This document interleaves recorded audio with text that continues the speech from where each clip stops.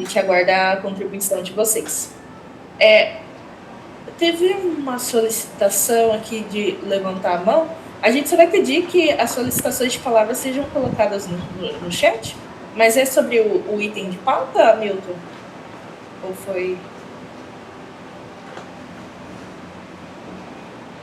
Uma falha aqui minha. Ah, tá bom. Bom dia. Não, tudo bem. Tá bom? Imagina. Agora, seguindo próximas reuniões dos comitês PCJ, a gente tem previsto, né, para o mês de março, no dia 8, presencial na FT Unicamp, né, a 92ª reunião ordinária da Câmara Técnica de Planejamento, CTPL, está prevista para acontecer às 9 horas da manhã, então, de forma presencial. Os endereços ele pode ser encontrados também na agenda dos comitês. E a 31ª reunião ordinária dos comitês, né, que é a reunião plenária, vai acontecer de forma virtual, transmissão ao vivo aqui pelo YouTube, no canal da Secretaria Executiva, no dia 5 de abril, às 9 horas. Então, a gente comenta aqui que essas participações, ela não é obrigatória para quem não for membro do plenário. Os coordenadores, eles são aqui convidados, né, para participar da Câmara Técnica de Planejamento, eles têm essa cadeira, mas fica aberto aqui para quem tiver interessado essa participação. Também comentando que a Câmara Técnica, né, de Educação Ambiental, a CTA, dos comitês PCJ, ela está organizando, né, a segunda edição do movimento Jovem Vem para o PCJ. Ele vai acontecer presencialmente na Universidade de São Francisco, lá em Bragança Paulista, no dia 13 de março, das 8 às 1h30, né? Então, vai trabalhar nessa edição dos ODS, os Objetivos de Desenvolvimento Sustentável. Tem link para inscrição, vai ser colocado aqui no chat aqui o link da página do evento dos comitês. Então, a gente incentiva, né, que seja feita as inscrições, e também incentiva que os membros da CTSAM convidem, né, os jovens das suas instituições para poderem estar participando, né, do evento. Aqui também, nos comitês PCJ, é uma página, né, um portal de atualização periódica.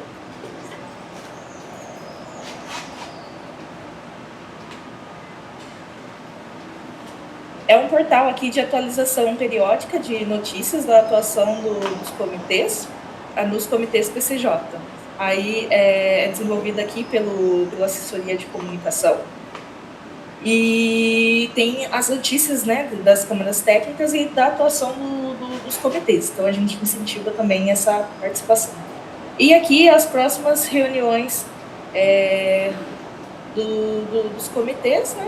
Aqui, reunião da CTSAM, a próxima, que é em abril, ela está prevista para ser virtual, no dia 23/4, e a reunião presencial em Limeira é no mês de junho. Esses são os informes da SE, eu retorno para a coordenação.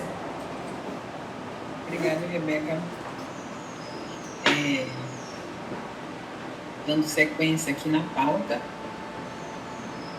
vamos para o item 4, que é a aprovação da minuta da ata. Então, fizemos a nossa última reunião dia 4 de dezembro, e agora a gente, né, segue no rito de aprovação da ata. Alguém tem alguma consideração, alguma inclusão, uma correção para fazer da nossa ata, que vocês receberam, os membros receberam o material? Não tivermos nenhuma consideração, a gente dá por aprovada a ata. Seguindo ao item 5, aprovação do plano de trabalho. Todos os membros também receberam na convocação o plano de trabalho da CTSAM, e também colocamos aqui para os membros se tem alguma consideração do plano de trabalho, algum questionamento, alguma pergunta, para a gente também aprovar em bloco aqui o nosso plano de trabalho. Cassiana, eu acho que dá por aprovado o nosso plano de trabalho, certo? Sim, acho que não tendo, né, nenhuma consideração a mais. O plano foi apresentado na nossa reunião de dezembro, né? Então, acho que é isso. Tá certo. Que depois a gente vai fazer um chamamento, né, Cassiana, que a gente todo ano tem o nosso seminário, o nosso evento nacional, não, nosso evento da CTSAM. Então a gente quer que vocês participem apresentando os cases, né? Depois a gente conversa aí, eu só estou fazendo uma chamada aqui. Ok? Então vamos para o próximo item, que é a palestra, padrões de qualidade da água para seus diferentes usos, entendendo as resoluções CONAMA 396, 357 e sua interface com a portaria 888. Eu vou passar para a Cassiana apresentar a professora Gisela, mas antes eu quero primeiro agradecer a minha querida Gisela, fazer um depoimento aqui. A Gisela está com a gente, né?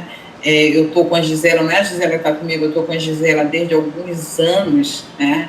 E eu me alimento muito do conhecimento, do incentivo dela com relação a gente estar trilhando essa questão. O que a gente quer? A gente quer água segura, a gente quer que as pessoas tomem água dentro do padrão de qualidade que não cause nenhum agravo, nenhuma doença.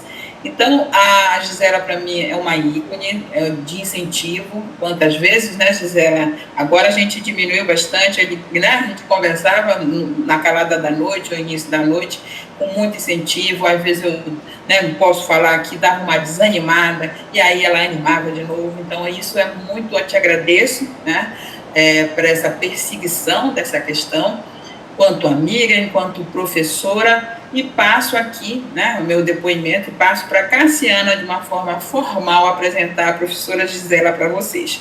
Muito obrigada, Gisela, por estar sempre com a gente. É isso aí. Bom, obrigada, né, Gisela. Eu faço minhas as palavras da Rosiane, né, um ícone aí para a gente, né, desde quando eu fazia mestrado, quando eu vi a primeira palestra da professora Gisela na Unesp. E hoje ela está aí com a gente, é minha colega de trabalho lá na FT. Então, vou fazer aqui uma breve apresentação, é muito breve, né? Porque tem muita coisa, eu peguei o essencial aqui. Então, bem-vinda, professora Gisela. Gisela, ela possui graduação em Ciências Biológicas, né, pela Unicamp, mestrado e doutorado em Genética e Biologia Molecular também pela Unicamp, e é livre docente em toxicologia pela Universidade de São Paulo. Realizou estágio, né, de pós-doutorado no ISE, também na EPA, né, nos Estados Unidos. Foi professora visitante na Universidade da Carolina do Norte e atualmente é professora titular lá na Faculdade de Tecnologia e coordena o Laboratório de Ecotoxicologia e Genotoxicidade, né, que é o LAEG. A professora Gisela tem uma experiência incrível, né? Trabalhou 22 anos na CETESB, tem participado, então, ativamente, né, dessas legislações que envolvem a água, né, meio ambiente. Participou, então, ativamente na revisão da CONAMA 357, de 2005, na elaboração da CONAMA 396, de 2008, e tem contribuído, né, e contribui sempre na revisão da portaria de potabilidade. Né, foi presidente da Sociedade Brasileira de Mutagênese, Carcinogênese e Teratogênese Ambiental, é membro do corpo editorial, né, da revista Environment Molecular Mutagênesis, membro, né, da International Water Quality, né, que é um grupo aí da Unesco, e tem, então, uma vasta experiência na área de toxicologia ambiental, atuando, né, com os temas de mutagênese ambiental, ecotoxicologia, toxicologia de corantes, toxicologia regulatória, né, e atualmente, né, tem trabalhado, né, com protocolos de avaliação de genotoxicidade, avaliando, então, né, a entrada aí de doses internas de compostos químicos, com um organismo novo, né, um organismo marinho, um anfípoda, né, um Ariale. Então, a professora Gisela, assim, tem uma contribuição imensa, né, e com certeza, né, abrilhantará muito a nossa reunião hoje com todo esse vasto conhecimento aí que ela tem, né, um ícone da pesquisa, né, já foi homenageada aí por pesquisadoras de renome internacional, né, então é uma satisfação muito grande para mim, né, como docente da Unicamp, como colega, e também para a CTSAM. Com certeza será uma palestra extremamente produtiva e A Gisela tem muito a contribuir aí com o nosso grupo. Obrigada, Gisela, pela sua participação. Obrigada. Bom, gente, eu que agradeço. Esse monte de coisa que eu fiz é consequência da minha já um pouquinho avançada idade, não é? E às vezes eu olho para trás e fico pensando onde é que eu busquei tanta energia, não é? Para ficar animada para fazer as coisas.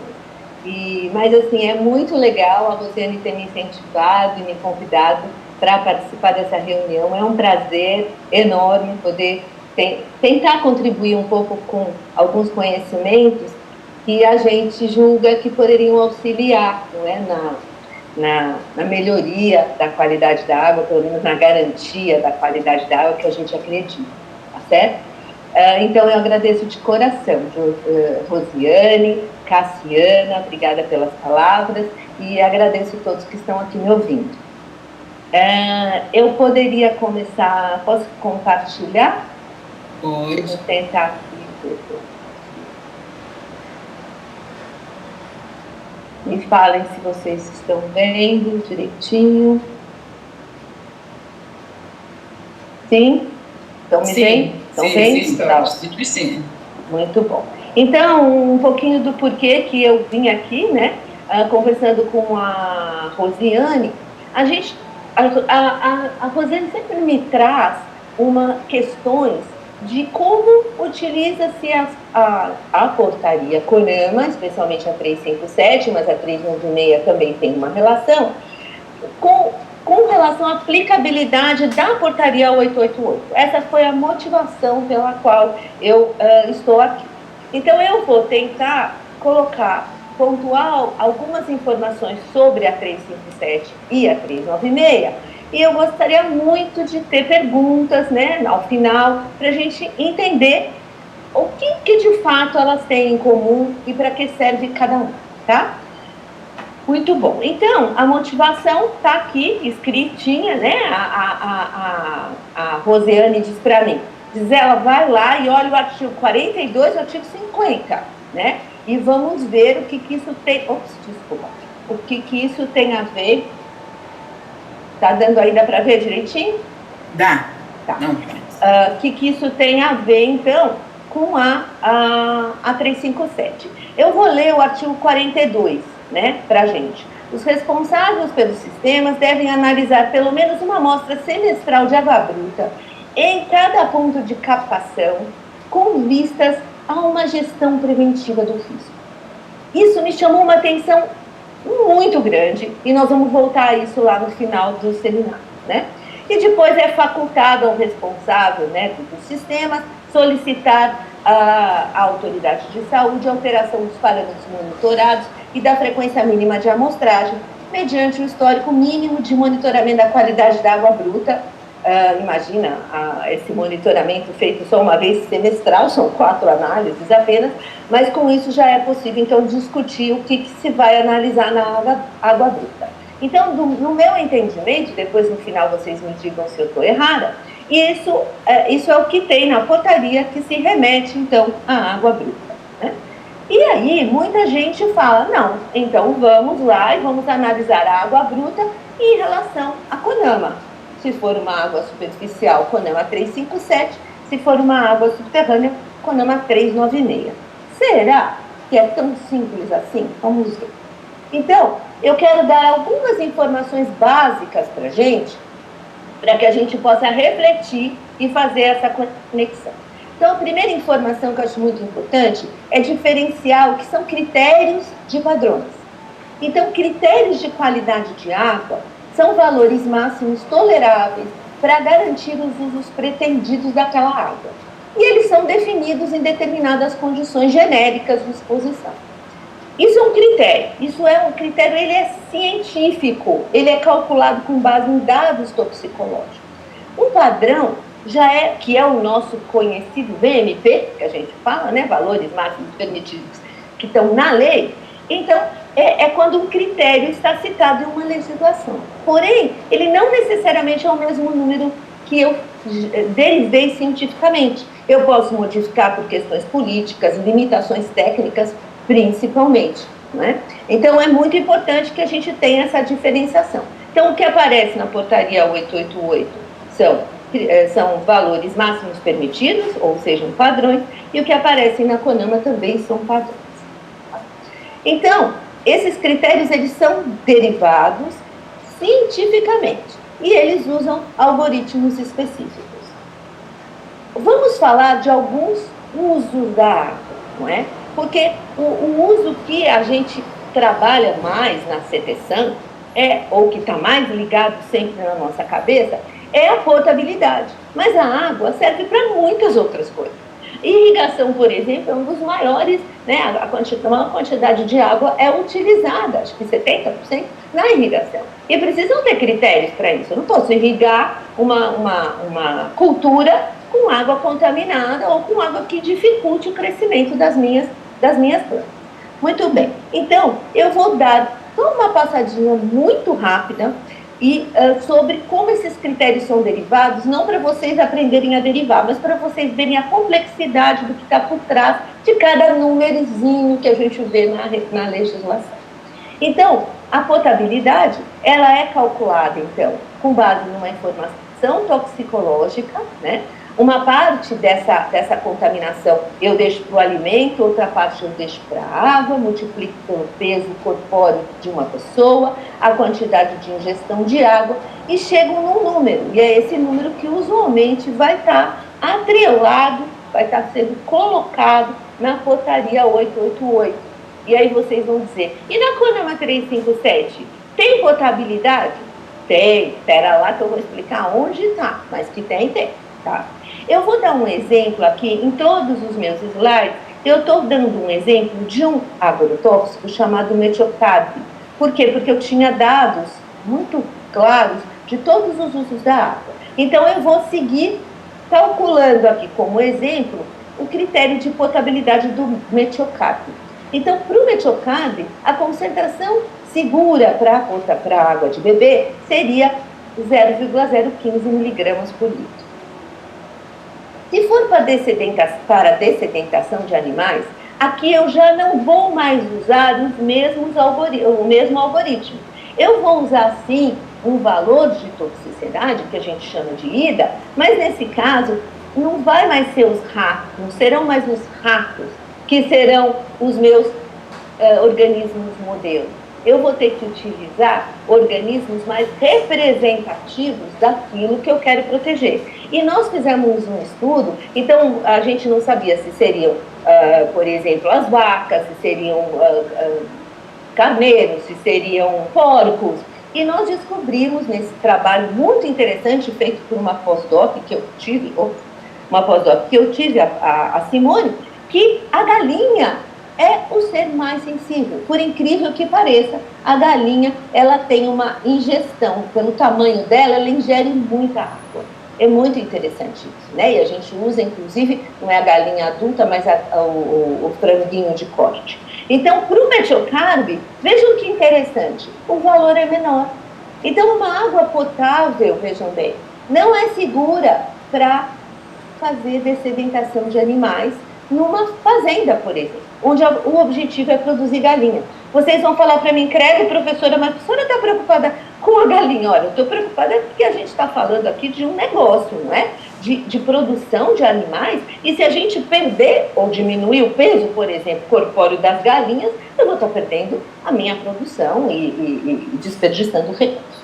Então, vejam que cada uso, já apresentei 2, e os números são diferentes. Muito bem. Também a gente precisa ter uma ideia de valores para recreação. Por quê? Porque as pessoas, especialmente nos países mais quentes, e cada vez mais com as mudanças climáticas, muita gente vive dentro da água. Tem crianças que passam quase que um dia inteiro dentro da água brincando. Então, nós fizemos aqui um ajuste, como costuma ser feito para a recreação, e o valor, então, do metiocarb, ele deu 0,15 miligramas por litro. Claro que existem algumas substâncias que precisam ser avaliadas separadamente do critério de potabilidade, apesar de serem seres humanos. Então, às vezes, para algumas substâncias, os valores serão ainda menores que o critério de potabilidade. De novo, por que a professora está falando de recreação? Porque até agora já apresentei 3 usos E pelo menos os 3 não estão na portaria de potabilidade, mas estão na CONAMA 357. Muito importante também, e muito pouco estudado, são os critérios de irrigação. Para que a gente possa fazer isso, nós temos que conhecer as concentrações aceitáveis no solo para as plantas de interesse. Então, a gente vai ter que conhecer a densidade do solo, o volume do solo, a taxa anual de aplicação, etc. E a gente, então, calculou um valor aqui hipotético com base nos dados que a gente tinha, como 0,072 miligramas por litro. Então, vejam, 0,072, 0,15, 0,076 e 0,015, tá? E, por último, o uso da água, que em geral a gente esquece, mas a professora Cassiano aí, e muitos dos meus colegas, a gente passa a vida preocupada com ele, que não é só um uso da água, é um direito dos organismos aquáticos, além de tudo, e é um direito olhando para a proteção da vida aquática na resolução CONAMA. Um dos usos da água é a proteção da vida aquática. E aí nós não vamos utilizar nem galinha, nem ser humano, nem nada, mas vamos usar então dados com diferentes organismos, né? Organismos aquáticos. Usualmente o mínimo de dados que eu preciso são 3 dados, e aqui é um exemplo real do Metiocarp, e aqui embaixo todos os dados que a gente obteve para vários tipos de organismos, e olha o valor que a gente chega como um critério de proteção da vida aquática. Isso aqui vai dar 0,01 microgramas, que é a mesma coisa que 10 nanogramas por litro. Então, o que isso quer dizer? Que o Metiocarp, ele é muito mais tóxico para os organismos aquáticos, não é? Principalmente para as dáfnias. Então, todos esses usos da água que eu apresentei para vocês aqui são os usos utilizados na CONAMA 357 para o cálculo dos valores máximos permitidos. Então, eu fiz aqui uma tabelinha, né? E uma explicação dessa tabelinha. Muito bem. Então, vamos lá. Para que a gente calcula esses critérios? Para que a gente calcula os VMPs? Porque a gente vai pegar depois uma água, imagina a gente lá na potabilidade, a gente vai calcular os critérios, depois você vai pegar a sua água e vai fazer uma análise para ver quanto daquela substância química está presente na água, não é? Isso se chama ocorrência, ou a exposição que os organismos estão, ou os seres humanos. Então, na água de beber, todas as produtoras de água, qual é o serviço delas? Tratar a água, fazer as análises e verificar se está atendendo à legislação pertinente. Ou seja, o que essas pessoas estão fazendo é uma avaliação do risco. Se pode ou não pode utilizar aquela água para aquele uso específico. Então, quando a gente divide, então, um critério, né? Divide o critério pela exposição, a gente vai observar o seguinte. Vamos fazer isso aqui com calma para ver se a gente consegue verificar bem os valores. Eu encontrei na minha água 0,01 miligramas por litro. Esse foi o valor de Metiocarp que estava na minha água. Aí a minha pergunta é, eu posso beber essa água? O que eu vou fazer então? Eu vou pegar este valor e comparar com este valor que é o meu critério, ou um valor máximo permitido. Quando eu divido um pelo outro, eu obtenho um quociente de risco de 0,7. Isso significa que está abaixo de 1, significa que não oferece risco à saúde. Mas está próximo, mas não oferece risco à saúde. Para a recreação, o quociente é ainda menor, ou seja, está longe de oferecer risco à saúde. Mas para a dessedentação de animais, essa mesma água que é potável, né? Ela é potável para Metiocarp, ela oferece risco para dessedentação de animais. E para a vida aquática, gente, oferece um risco muito grande, 1000 vezes maior, né? E para a irrigação, não oferece risco à saúde. Então, essa é a maneira com que a gente consegue avaliar a qualidade de uma água em função dos critérios que foram desenvolvidos ou derivados e acordados pelo uso da água. Portanto, para esse grupo que está me ouvindo, que eu acredito, estou supondo, que está muito mais familiarizado com a aplicação da portaria 888, vai dizer assim, mas Gisela, para mim só está interessando a potabilidade, não é? Porque é o meu negócio. Sim, verdade. Para cada negócio, você vai ter um tipo de critério, tá? Porque, afinal, por que eu estou aqui, né? Que a gente... Se é tão simples assim, professora, então... O que Ô, Gisela, mas diga. só para... Tem gente da agricultura aqui, sim, tá? Ótimo. Tá? Muito bom, muito bom. Esse pessoal da agricultura, a gente precisa muito do envolvimento deles, porque eu vou contar uma história rapidinha sobre essa questão, já que tem gente da agricultura. Quando eu comecei a trabalhar com esses critérios e tentar desenvolver e entender os algoritmos, eu liguei para o pessoal da agricultura. Não me lembro, falei com várias pessoas de universidade, de instituições, e eu disse para eles, pessoal, a gente está precisando muito desenvolver e calcular critérios para irrigação, para diferentes substâncias químicas. A resposta desse grupo falou, para que, Gisela? Nós já temos e utilizamos a CONAMA 357 classe 3. Essa foi a resposta. O que acontece? A gente internalizou tanto essa tal dessa CONAMA, sem entender o que cada valor significava, que a gente inverteu a questão. A gente precisa de calcular critérios para a irrigação e cada um dos usos para prover a CONAMA de dados adequados, e não é o contrário.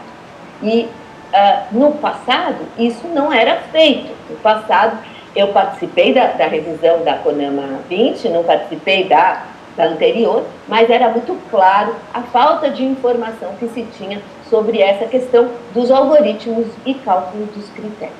A gente fazia o quê? E sempre fez na vida, copia da Europa, copia dos Estados Unidos, copia. O que é para irrigação? É tanto, vamos botar esse número que está tudo certo, sem compreender exatamente do que a gente estava falando. E quando a gente está importando números, a gente está num país tropical, com diferentes tipos de cultura, diferentes tipos de compostos que estão presentes, então acho que é necessário esse envolvimento. Bom, então, acho que aqui fica claro para vocês que para cada uso da água, nós temos um algoritmo que gera um critério, e para gerar esse critério eu preciso de dados, mas, professora, eu não tenho nenhum dado sobre vida aquática. Então, não dá para calcular o critério. Porque se eu não tenho dado, eu não calculo nada, né? E cada um vai oferecer, então, um valor que são diferentes, ou até iguais, mas que precisam ser olhados na CONAMA. Tá certo? Alguém tem... Rosiane, talvez você tenha alguma dúvida em relação a essa primeira parte, que possa representar a dúvida dos outros? Não, eu acho que eu posso abrir até. Você quer, Gisela, abrir assim por perto? Eu não sei quanto tempo a gente tem. Não, você tem o tempo? Não, tá. Nós temos amanhã. Se alguém quiser fazer uma pergunta, que eu gostaria de só ir para frente quando isso tivesse bem assim, ficasse mais familiarizado para as pessoas. Alguém tem aquela dúvida que não quer calar? Sabe aquela que parece muito besta, mas é a mais importante de perguntar? Alguma dúvida?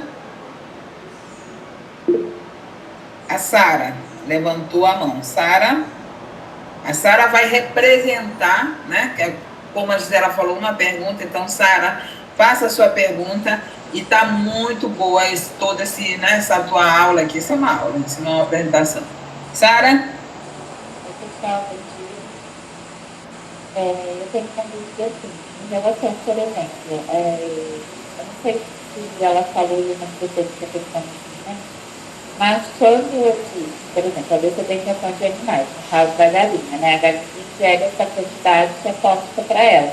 Quando isso chega para nós, lá no consumo, interfere, essa quantidade pode prejudicar também o ser humano que está consumindo aquele animal, ou não, é tóxico só no momento que você ingerir?